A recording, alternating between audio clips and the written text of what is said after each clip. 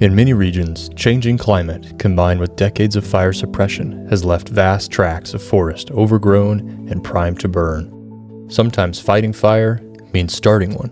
Prescribed burns remove excess fuel before it can feed a larger wildfire.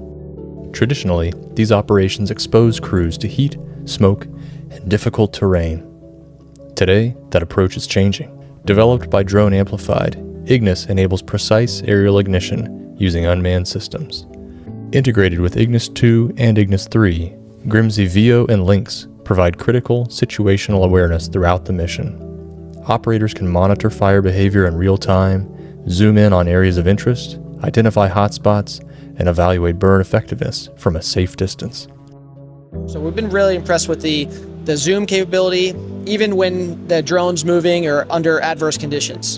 And then also for the radiometric and isothermic abilities of the thermal camera makes it so that we can spot hotspots in a fire really easy and help identify what's actually a fire and what's just a really hot rock that's been sitting in the sun.